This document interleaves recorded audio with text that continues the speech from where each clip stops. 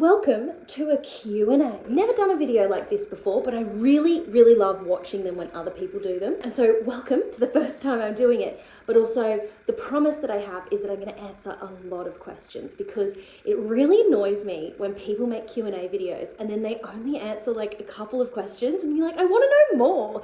Like, I'm here to see the Q's and the A's, you know, give me a lot. I want a lot of Q's and A's. So that's what I'm going to give you. So settle in, get a cup of tea, get cozy.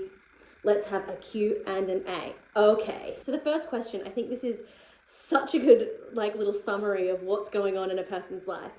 What's in your TikTok feed? My TikTok feed is ADHD content, type C mum content, bit of DIY, bit of home, lots of landscaping, also like vitamins, a lot of vitamin content, and like the occasional like Egypt, ancient history, conspiracy mystery. I love a mystery, you know. Sometimes food, but I don't like any kind of food content. It has to be like top tier, highly recommended, or just like made of potato, you know. So that's my TikTok feed vibe. So where are you from and where do you live now? So I'm from Australia, from Brisbane. I've lived in England for like maybe 12 years, I think. And I've lived in Essex for about 5. So I lived in London always before that. And I worked in London as well. And then now we're just outside of London in Essex. The next one, what's your star sign and human design type? So I am a Scorpio and a projector in human design. If you don't know about human design, I'll link to it below because once you get into it, you get into it. It's actually kind of better than star signs, I think. What's been going on behind the scenes lately?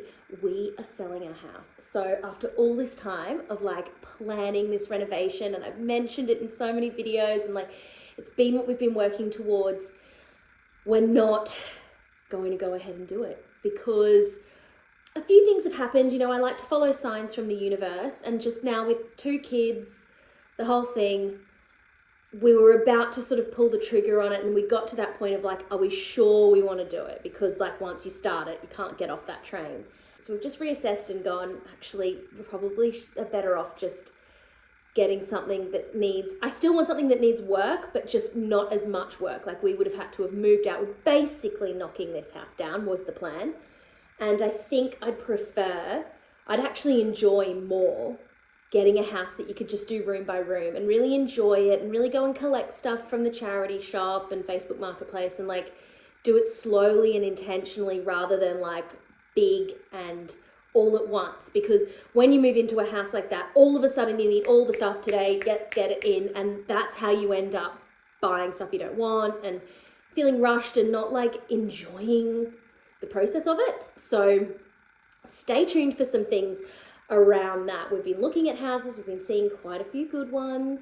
I've been getting my sister involved because she's an interior designer, and if you've been watching my channel for a while, you would have seen her in a few videos, always criticizing what I do basically, but she's been helping me you know, make decisions and see what you know, what might work for us. So even though it's sad that we won't go ahead with this project, I think we're going to end up with something better anyway. So, you know, trusting in the universe, seeing what comes. So yeah, make a wish. Hopefully we'll be seeing something fun. So that's why I haven't really made a lot of videos lately, because obviously I've also been busy, but I'm sort of like on pause because we're just trying to keep the house looking like tidy and nice to sell it. And then once we find something though, we can start really planning. So even before we move in to whatever house we end up getting, I can start to like get some ideas, and I'll make some videos about all of that when the time comes. But yeah, that's like what's really going on aside from having a baby. That's what I've been doing. So what's the next question? How did you meet Perry? So Perry and I met at work, and we've been together for about 10 or 11 years now. And yeah, we met at work. But that's just how we met each other. How is your dad doing? Dad is in remission. He managed somehow to beat the odds. So he was given a year to live, and he was like, going to die, and then managed to get this treatment scraped in by the skin of his teeth. Like, literally, I think they had some threshold to be eligible for the treatment that your platelets had to be at 40 or above. And if it was below that, you couldn't be eligible. And his platelets were like 41 or something. So he barely got in, and then it was successful. And they don't give you odds for it. So we're like, well, what's the odds? Is it like 50% or 90% like success rate of doing this whole thing? Because it's a whole thing. And they said, we can't give you odds. It's literally like Russian roulette. So pretty wild. It's a whole story. I'll make another video about it one day. It's a crazy, crazy story, and he's been really, really lucky. So he's in remission. He's better. He still is having like complications, like other health issues, but like, you know, in the scheme of things, it's a good trade-off, good problem to have, because he is supposed to be dead, you know? And where is Liv these days? Liv is in Australia. So Liv is my sister. She makes appearances in my videos from time to time, basically just telling me that I'm doing things wrong. She was in Sydney, and now she's moved to Brisbane. Before she was in Sydney, she used to be in London. So I used to see her a lot more. But she's in Brisbane now. I'm hoping that she's going to come and visit me soon. But yeah, she's an interior designer. So she helps me with all of my things, and just normally criticizes me because I do everything like DIY, and she likes to do things the expensive way. The next one is, are you married? No, I'm not married. I don't really want to get married. We are like engaged, I suppose. I think we've been engaged for a while. I know that we got engaged at the same time as Meghan Markle and Harry. That's the only way I remember when we got engaged. I'd have to Google it, but at least I know that it was this at the same time that they did, coincidentally. So that's the only way I know. But no, once I got engaged, I was like, I actually don't really know if I want to have a wedding and do all of that stuff. And I'd prefer not to. So I don't have any plans to get married anytime soon. I'm just happy the way things are. The next one is brothers and sisters. So I've got my sister, Liv, that I was just talking about. I also have a brother called Hugh. And he is actually living in Newcastle in England at the moment. That's just a temporary thing. So he's in Brisbane, really. The next one, this is the most common thing that I get on YouTube and TikTok. The most common thing that people say is that my voice sounds like the mum on Bluey. And yes, it does. And I know why. It's because I am from Brisbane, where Bluey is from. And my parents live probably 5 minutes from Bluey's house. So yeah, I probably went to school with Bluey's mum, you know? So that's why I sound like her. How old are you? I am 35, I think. I am born in 1989, same as Taylor Swift. So anytime you see however old Taylor Swift is, you can think of me and think, Phoebe's the same age as Taylor Swift. That's how I remember how old I am too. So why did you start your YouTube channel? I have always watched YouTube and liked watching YouTube, and I've always liked making videos. I actually studied at university. I did an undergrad to be a high school teacher, and one of my teaching subjects I did to be science teaching and film and TV studies. And I really just like, I don't know, I really like film. I like editing and all of that kind of thing. So YouTube always appealed to me, but I remember watching YouTube videos in like 2010 and being like, oh, I'd love to have a YouTube channel, but being like, oh, it's like too saturated. And this is such a silly thing to have thought, because obviously like that's just stupid. But years and years went on, and I've always been interested in it. And then I think when I had Alfie, started my YouTube channel when Alfie was 4 months old. And I think having a kid just made me start to think about how you spend your time and your life and your sort of legacy, I suppose, which sounds a bit like up myself, but you know, like who you are and what you actually do with your life and what you leave behind kind of thing, which is what a legacy is. It just sounds like up yourself to talk about a legacy. But I started to realize that I will have children, and they will hopefully have children, and they might have children, and you know, at some point I'm just going to be this old lady who my grandchildren and great-grandchildren meet, and like they won't be able to realize how cool I am, you know, or how cool I was. And so I'm like, I need proof. And so I was like, well, maybe I should make a YouTube channel and just share what I'm doing, whatever that is. And that's why I called it Phoebe Does Everything, because I will certainly do all sorts of things, because that's how I am, very ADHD vibes. But I just thought I want to like just share what I'm up to and how I am and all of those things. And it's sort of like an overarching thing that I think of when I think of making YouTube videos, is it the idea of it being a time capsule. But I think about what the video would be like to watch in 100 years, which who knows what will happen to the world in 100 years. Maybe YouTube won't exist anymore. But I think I often ask myself before I make a video, like, would I like to watch my great-grandma doing her equivalent of this video 100 years ago or whenever? And if the answer is yes, then I want to make that video. And sometimes it's just something that I'm truly into, and it's like, this is what I'm doing. This captures what I'm interested in and how I spend my time and how I solve problems and stuff like that. But I just think about that, and I would absolutely love to be able to watch videos made by my great-grandparents, you know? And that's something that I've thought a lot about with children in videos, because I've, you know, thought a lot about where do you draw that line? And I've thought, I don't want to make content about my kids, but I want to include them a little bit, because thinking back to, say, my grandma, if she made a video about whatever she was up to, and then I saw my dad, you know, as a toddler scurry around in the background, that would be really cool. And so I include them to like a degree, but it's not about them, because, you know, that's sort of the way that I've decided that I want to do that. But I don't want to fully exclude them, because it's not an accurate depiction of my life to not, you know, to not acknowledge their presence at the very least, you know. So when I make videos, that's really what I'm trying to do, is either like encapsulate my life right now, and often it's just like a project that I'm doing or whatever, but like this is the world I'm living in, or I think of communicating to my sister, because, you know, she's on the other side of the world. If she were here and if she came into my house, I'd be like, look at this project I'm doing and I'm trying to figure it out like this and blah, blah, blah, blah, blah. And because we can't do that in person, the idea of making a video and like sharing my thought process and what I did and what I struggled with and all of that still feels like that's sharing that with her and then sharing that with you as well. So that's kind of like my thoughts around YouTube, of just like why I make it.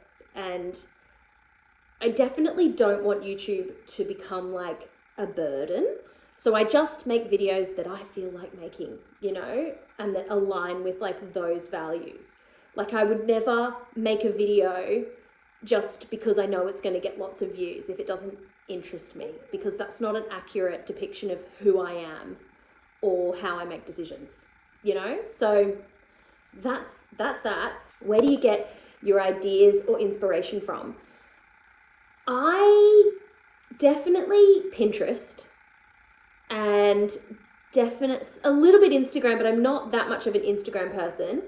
But the other inspiration I think is traveling as well. When you go to a different country, you know, when you see something about design, I find is I love a fully executed concept. And, you know, when people say, oh, my style is this and my style is that, I'm like, I kind of like every style, because anything well executed is interesting. And so like when you go to another country, you know, say you go to Spain and you see Spanish homes and you see them in their context and well executed, like this is what a Spanish home is supposed to be. You go, this kind of all makes sense. And same with when you go to France or when you go to Greece, and like they each sort of have their context. And I find it really interesting because there's things that I never really appreciated until I saw them in the right location. And then you go, oh, this is actually really cool. Like bougainvillea plants, they're basically like a weed in Australia. And and they're really sharp and like they grow out of control, and I've never thought that they were that special until you go to like the Mediterranean, like, you know, like somewhere like Mykonos, you see them just like so stunning. I think they have them in Italy as well a lot. Like, they're so stunning that you go, oh, I get it now. I get what people are embracing about this flower. Like, they are stunning, really, really stunning in the right context, in the right way. And you can sort of see what people have in their head when they're trying to recreate that. And so, yeah, I get really inspired by traveling to different countries and seeing different things. Generally, I think with my like DIY projects, my general philosophy with them is a lot of people start off with, I want to do a project, and they think, what project can I do? And they find something and go, what can I do with this thing or whatever? And that is a recipe for trouble, because in that situation, you're just literally like trying to make something out of something. And what I have found through making lots of failed DIY projects is you need to start off with a purpose. And so you need to start off with, I need a new bedside table, or this lamp doesn't work for me, or I can't find a lamp that's tall enough, or I don't like the way that this works, whatever it is. If you start with a problem, then you're solving that problem. And you just come up with better solutions. Unless you see something really inspirational that you want to like copy, I find starting with a problem works so much better, because you end up then with whatever you make has a purpose, and you have that purpose in mind as you're making it. So you know that you kind of need to put a little bit more effort into it and do it properly, because you're going to use it every day or whatever, you know? So definitely that's a piece of advice, because otherwise some people just get into just making stuff for the sake of stuff. And it's junk. It doesn't have a use. It's just a waste, you know? So starting with the need that you have, go around your house right now and go, what do I need? Start from there, you know? Or starting with a problem as well of like, this is a really ugly light, but I live in a rental, so I can't change it. How do I fix the ugly light? You know, starting with a problem. And I love, love, love problem solving. So I find that that's like when my brain works the best. How do you stay organized or motivated, especially with kids? I am naturally quite an organized person, but I'd say generally I'm not organized at the moment because our house doesn't have the right storage. And I think you need to have a place for everything if you want things to be organized. It's as simple as that. And you need to be honest with yourself. So when you put something down, are you really going to come back to it and put it away later? Are you really? Probably not. So just put it away now. Like, get real, you know? And trying not to be a hoarder, which is hard with kids because they have a lot of stuff. But yeah, I think motivation, I think generally like at the moment with 2 kids, Harry's almost 4 months old and Alfie's about to turn 3. I'm sleeping really well at the moment. Very touch wood, and that makes a massive difference. Like Alfie, I had way less sleep with Alfie, and you can't, not only are you tired when you have that kind of sleep deprivation, but all you can think about all day is what the sleep that night is going to be like, and obsessing over it and getting really superstitious, like, oh, I put him in this outfit, he has to wear the same outfit because he slept through the night in that outfit, you know, stuff like that. And it takes up a lot of space in your brain. So at the moment, I've got a lot of available space in my brain because I'm getting really good sleep. What are your go-to meals or recipes when life gets busy? Well, I just made a video about that Meghan Markle pasta and it's really good. Highly recommend. I do have some other recipes that I want to make some videos of like the good classics that you have, you know, because I've got a bit of a collection of recipes. So that's something I do want to get around to. The next one is, what's one piece of mum advice you swear by or wish you knew earlier? I've got quite a few. One I actually learned from a YouTube video where a girl recommended a book. And she said she'd read a bunch of mothering books, and she said if there's one that I could recommend, it's this one, and it's called Hunt, Gather, Parent. And it's basically about comparing like today, what people do in Western society, and then what our ancestors did in hunter-gatherer tribes or whatever they are. And why is parenting so hard now? And it wasn't in the past. Like what were they doing that we're not doing, and all of that. Basically, this woman like goes and explores places where they're still living more in that way, but in the current time still like maybe with iPads, maybe like still have these things, but they're not having the same kind of like burnout with parenting. And I really follow a lot of the things in that book. It makes a lot of sense to me, feels good, feels right. So I recommend that book for sure. It's really about like a whole philosophy and approach and vibe around parenting that I really resonate with. So that would definitely be my number one recommendation. Number two, little bit controversial. I got my placenta encapsulated, and I did it with Alfie as well. I just really recommend it. I felt better than ever after both babies. And the reason why I did it is because I love watching Real Housewives. I am a scholar of Real Housewives. I've been watching it since the beginning. It's like, I think it's been almost 20 years at this point of watching this TV show. I know them all. I'm familiar. And a few of them have done placenta stuff over the years. But one that I found very compelling was Ashley Darby of Real Housewives of Potomac. She had 2 children, and with the first one, she had like struggled with like postpartum anxiety or depression or something like that. And with her second one, she got her placenta encapsulated, and she said it made a really, really big difference. And I thought that's the closest thing to like a study you can get. Obviously, it's just anecdotal. It's not proof, blah, blah, blah. But I really just trusted what she said. And I thought, you know what? If there's a 1% chance that this could improve my mental health by 1%, then I'm willing to do it. And I think it actually makes a way bigger difference than that. I feel the difference when I don't take it. I just really feel good about it. And I couldn't care less if it's the placebo effect, because the effect is the effect. And if I'm feeling good every day, then that is a win. And I don't really care how we got there, you know? So that's something I've done. The other thing, just like with a newborn thing that I've realized with Harry is I started having protein shakes in the morning just because I was lazy and like in a rush and like adjusting to having a toddler and a newborn. And then I started making breakfast for myself. Like, you know, I got like my life under control a bit. And I realized that Harry stopped sleeping through the night when I stopped having protein shakes for breakfast. So I'm back on the protein shakes, and I have one for breakfast every morning, and Harry sleeps through the night. And it seems to be correlated for me.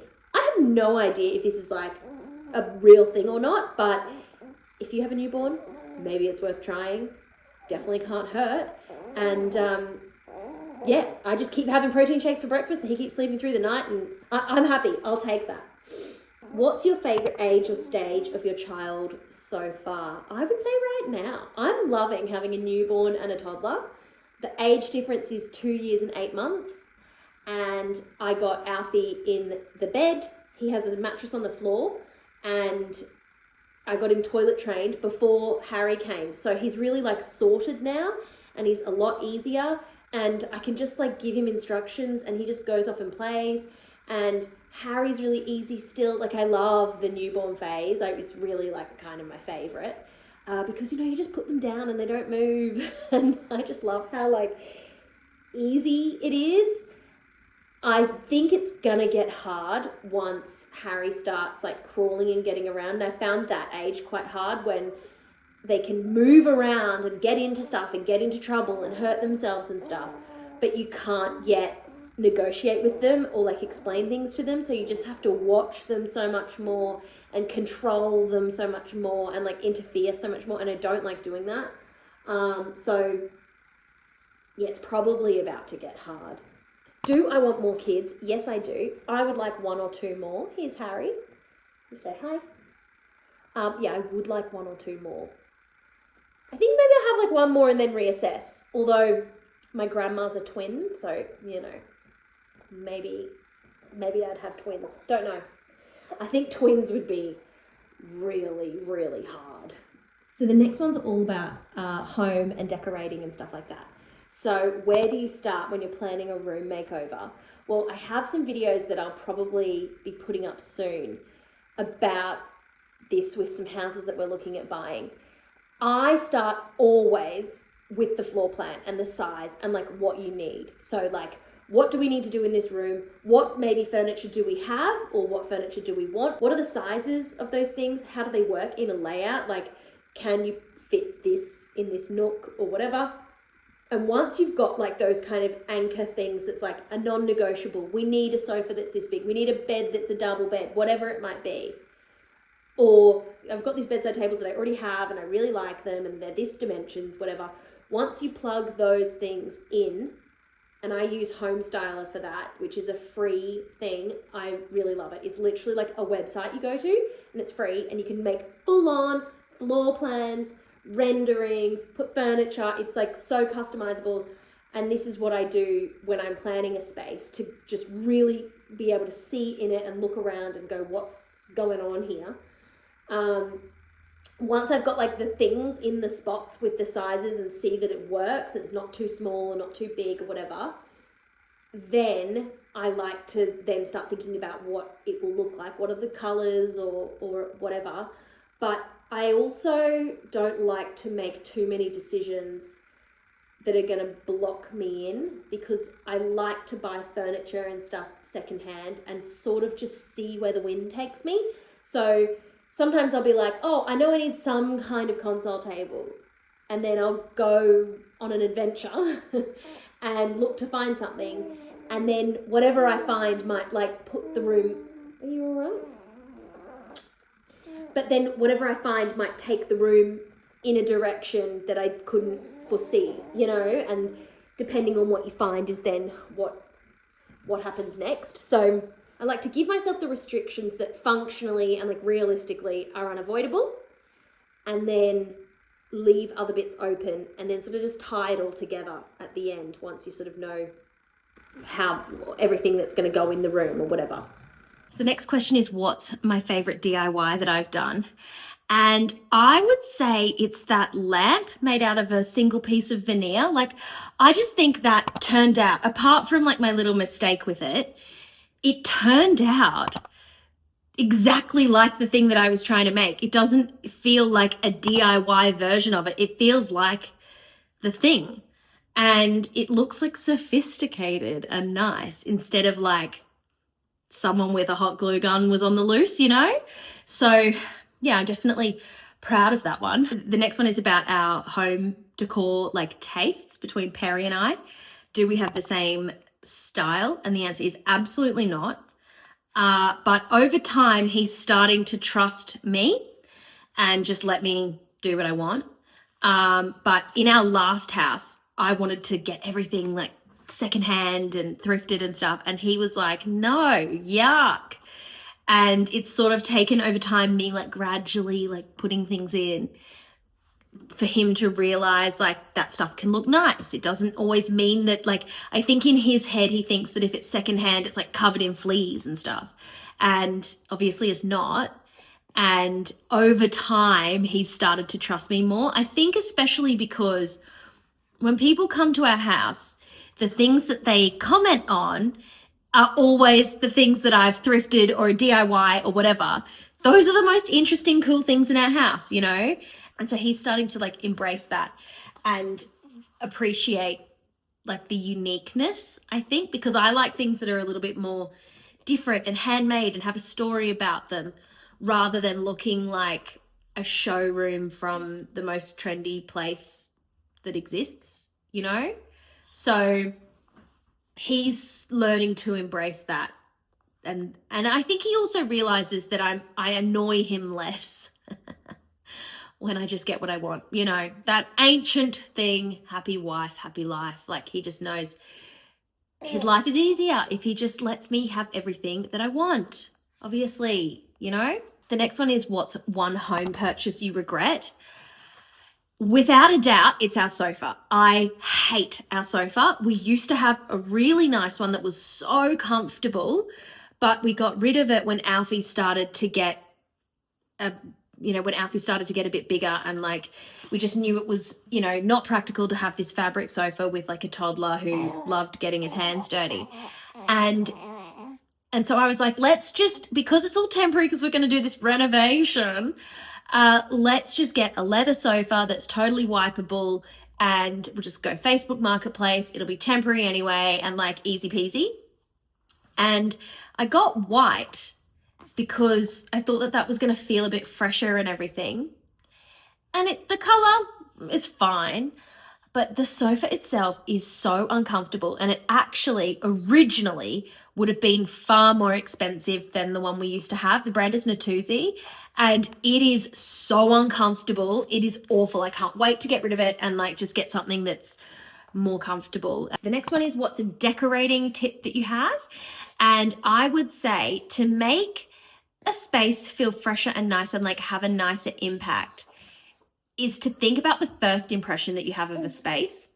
So if you stand at the door, just as if you're walking through it, or even stand out of the door looking into the room, whatever that view is, if that view is a view of the bin and a radiator or whatever, or even some clutter, especially if there's some clutter, it's just not a good first impression, and it just kind of sets the tone of the room. So if you see a nice view from that perspective, it's just the first impression. That what's on your house search wish list?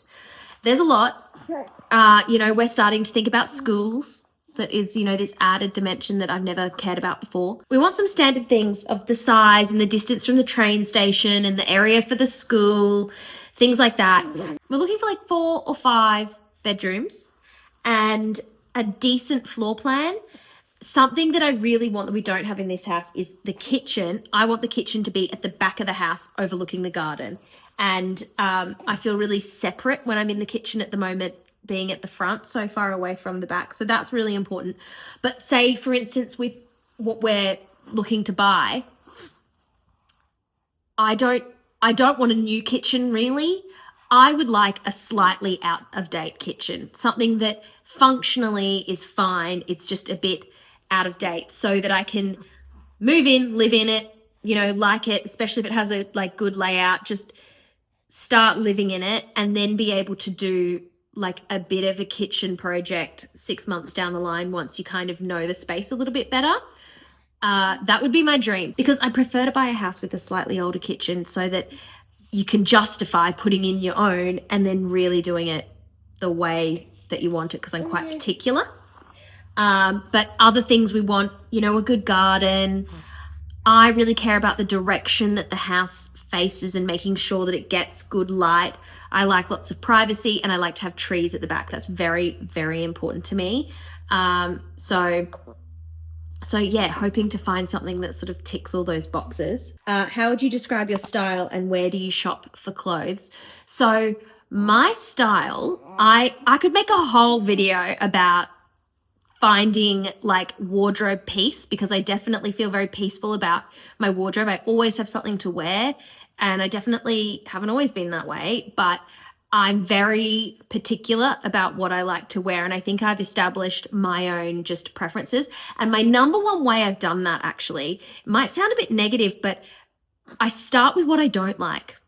So I basically never wear black, and I basically never wear knitted fabrics, only wear woven fabrics, and mostly, basically most of the time, wear natural fibers. It's not always, that's not, you can't only wear natural fibers. If you want to wear leggings, they'll be made of like polyester or lycra or whatever.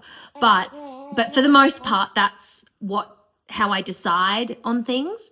I went through a phase where I just bought pink clothes and was like, if I buy everything pink, it'll all go together, and I like pink. So basically now I mostly wear pink, blue, and white. And like there are exceptions to that, but these are just like general things. But yeah, you're not really going to see me in black. I probably own like 3 black things. Whereas I used to wear black all the time because it's like a neutral, and I just really disagree with that. It's not a neutral. It's actually a very hard color to wear. Doesn't suit everyone. It looks shabby very, very quickly. Like black, when it is like fresh, strong black, can look great.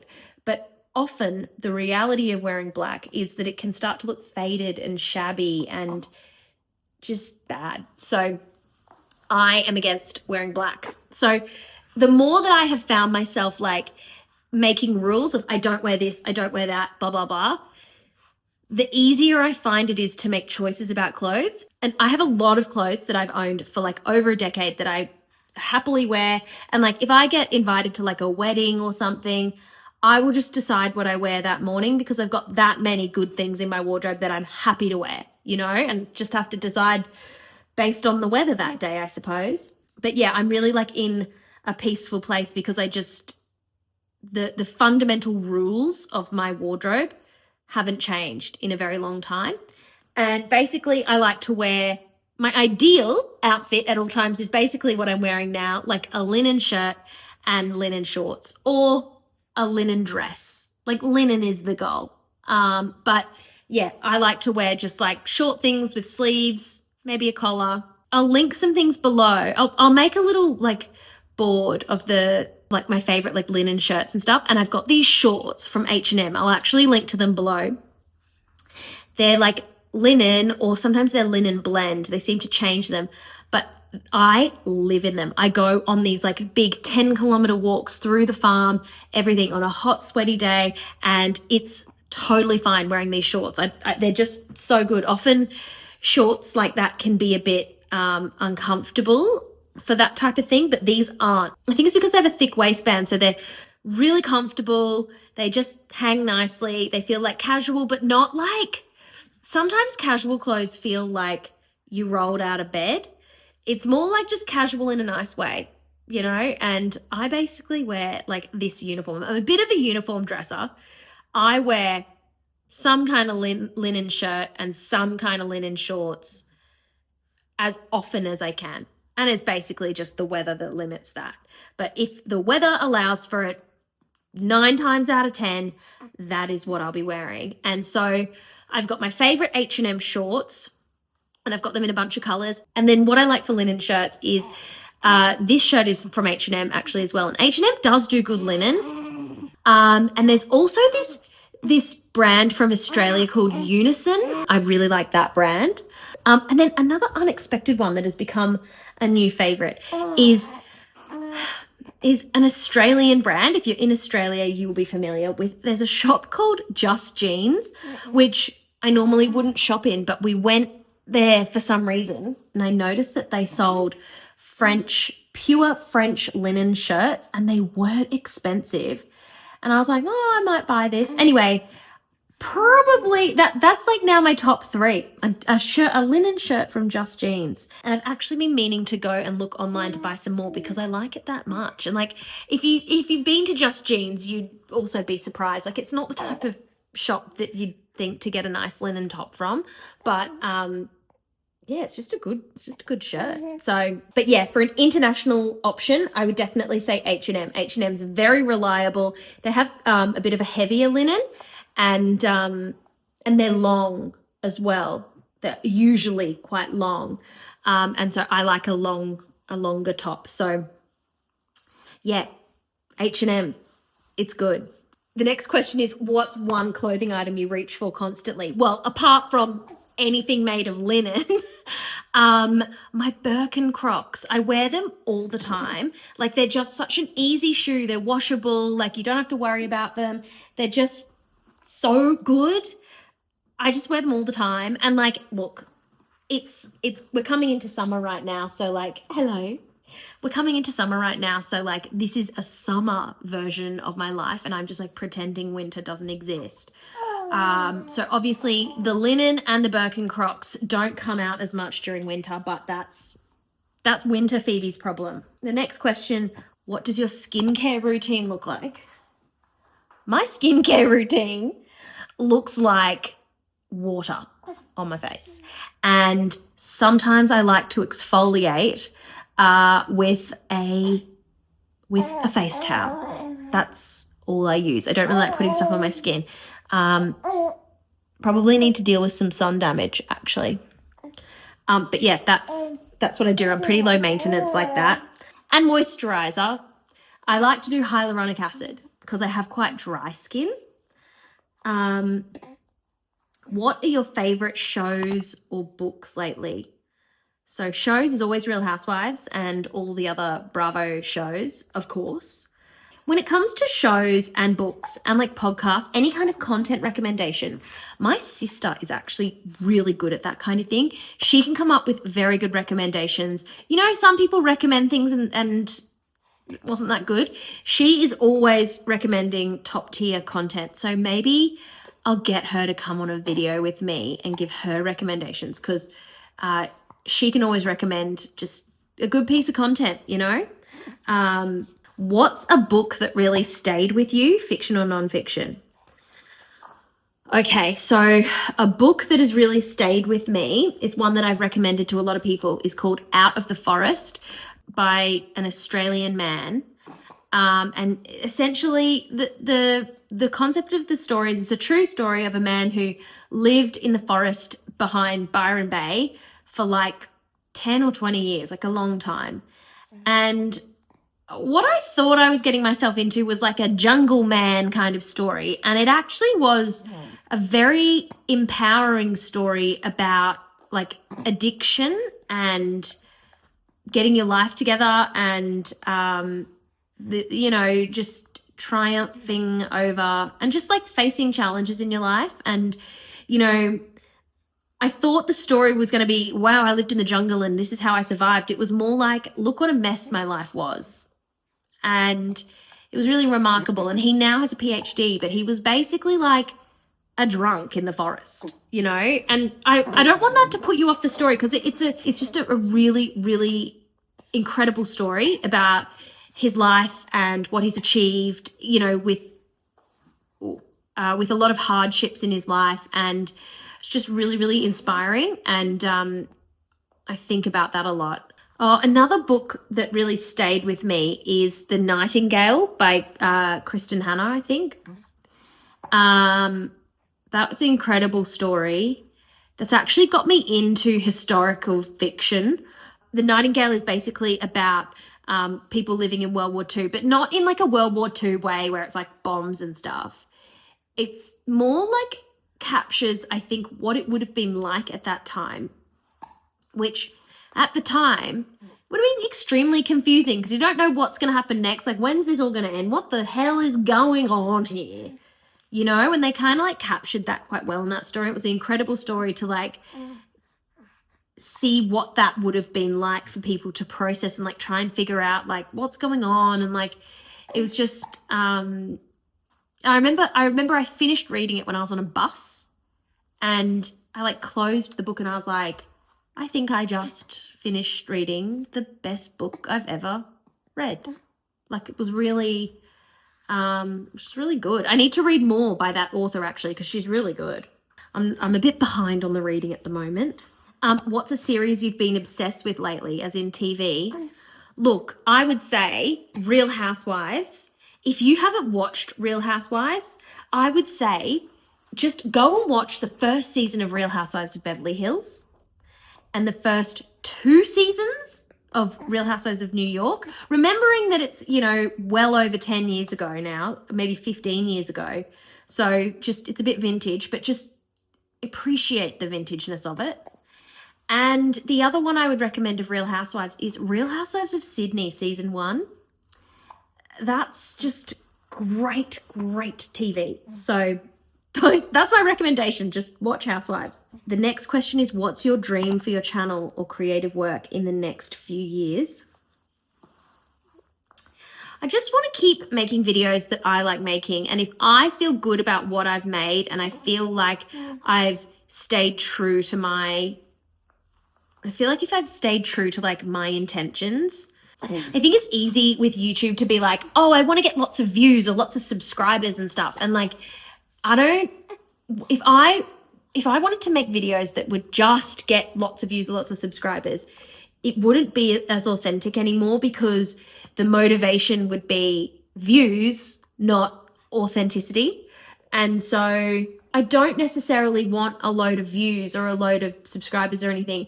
I just want to feel like every video I put out there is like an authentic, fun little project for me, and feeling satisfied with like the process of it, because I really like making YouTube videos. I really like editing, especially, although it can be so time consuming.